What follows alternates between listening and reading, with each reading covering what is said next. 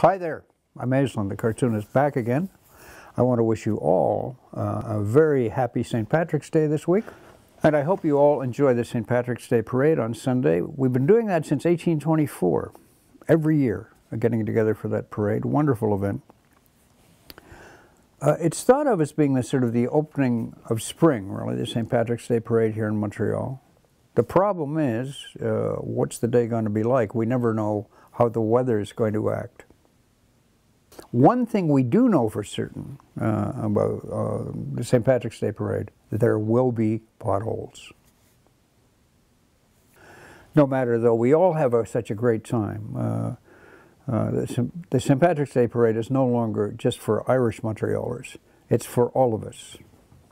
I'm a big believer in that also. I think that we should all get into the Irish spirit, as this woman has.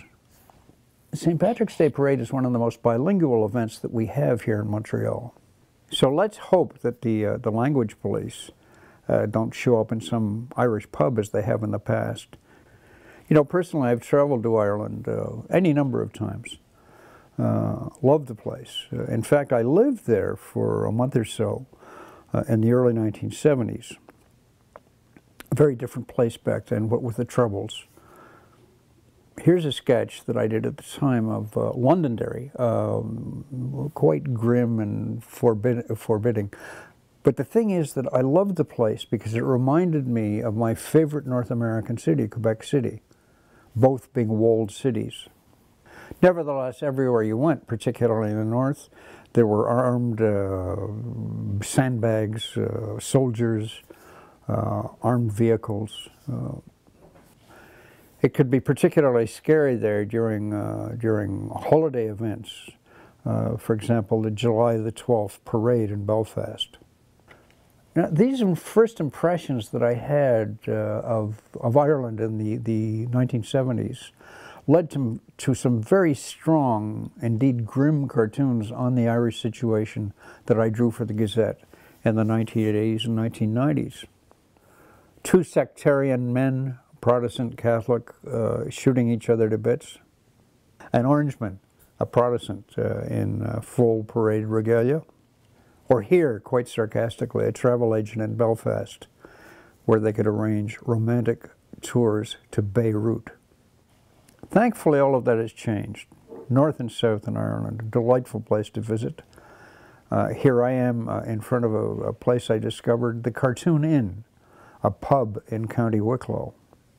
No matter where you travel in Ireland, there's a sign of change.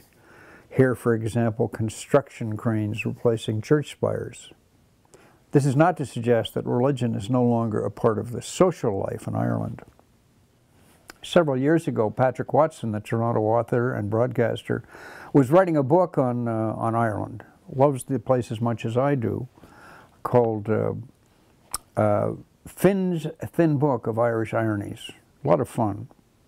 He asked me to illustrate it, and I was very happy with the front cover illustration of an imaginary pub crawl with some of Ireland's best-known authors, Brendan Bann, James Joyce, George Bernard Shaw, Oscar Wilde, William Butler Yeats, and Samuel Beckett.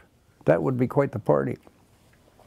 There are also a number of Irish landscapes, but like this imagined castle on the west coast, with a construction crane coming in, threateningly, because again, there is so much change everywhere in Ireland. There are also several drawings of Irish historical figures, interesting characters, St. Patrick himself, and the explorer, St. Brendan, who supposedly discovered North America before any of the other pretenders. Or here, an Irish dancer in traditional garb, but listening to an iPod.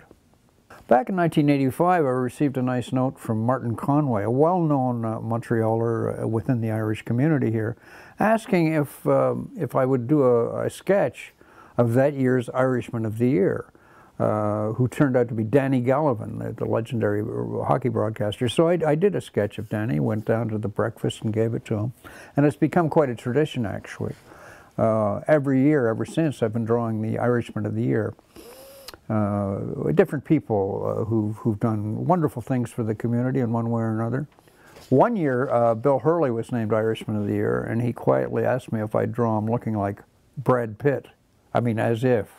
So instead, I drew Brad Pitt, wanting to look like a Bill Hurley.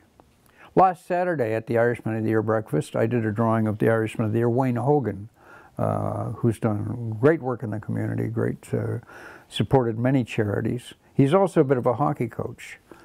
So here he is. So congratulations to Wayne, not only from the Irish community, but from all Montreal.